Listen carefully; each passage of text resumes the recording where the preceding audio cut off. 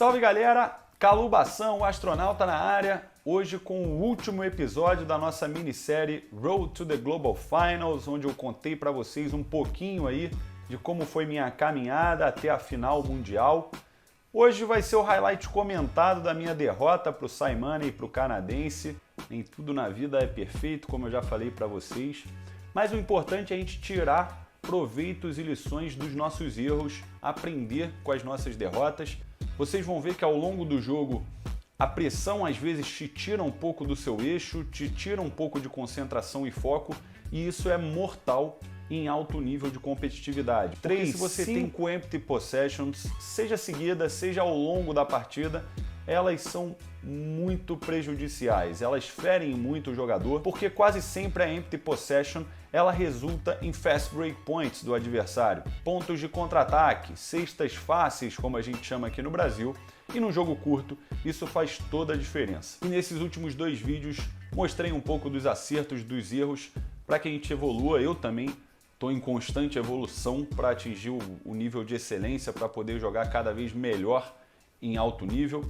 E eu espero que vocês, mesmo que não queiram jogar nesse patamar de competitividade, mas que vocês, de fato, aprendam com os meus erros para evoluir e ter mais diversão jogando online ou contra os seus amigos, que eu acho que isso é o mais importante, é a gente se divertir com aquilo que a gente faz. E fiquem ligados aqui no canal também, porque agora a gente vai começar com os vídeos de tutoriais para que vocês aprendam os botões, os comandos corretos para a execução dos movimentos e assim melhorem o seu jogo. Se vocês curtiram o conteúdo dessa série, deixem o seu like, deixem também suas dúvidas aqui nos comentários, eu vou tentar responder a todos.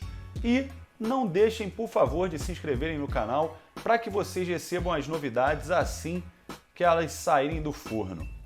Beleza?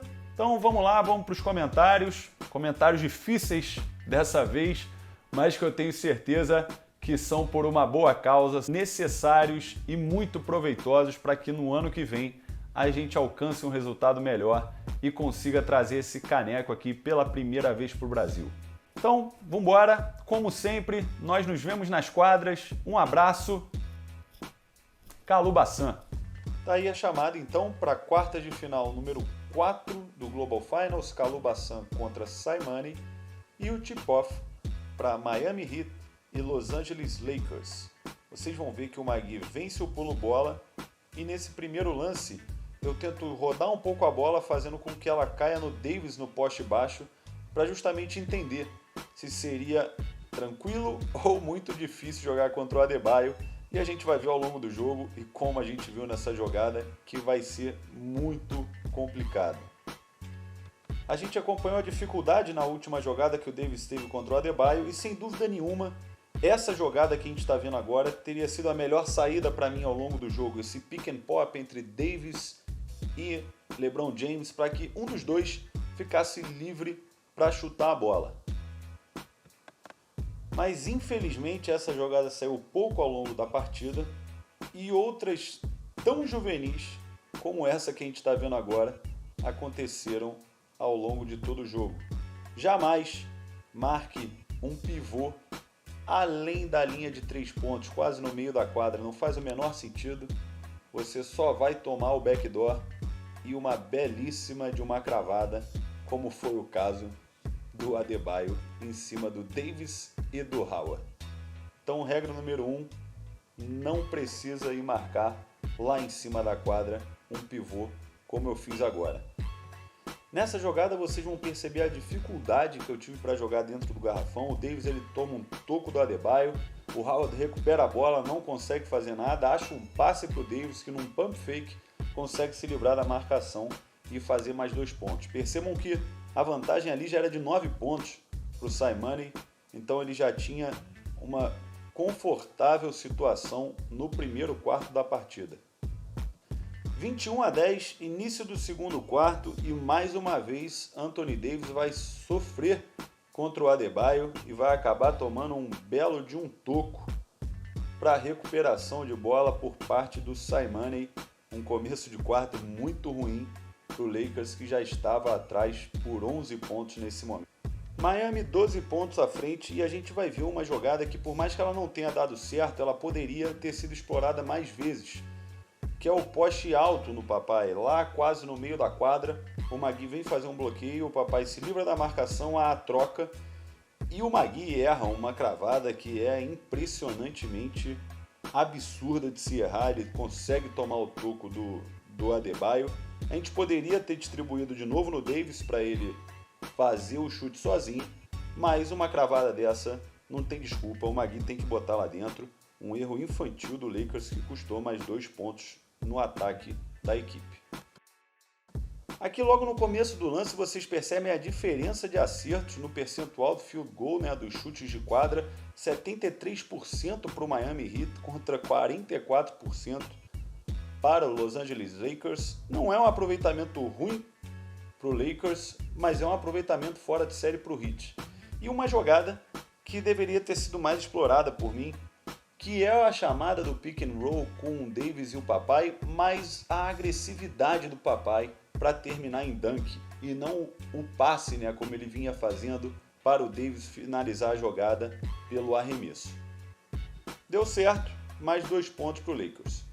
Último ataque do primeiro tempo eu tento resolver com o papai James, mas Sai estava marcando muito com o Butler, de fato praticamente anulou o LeBron.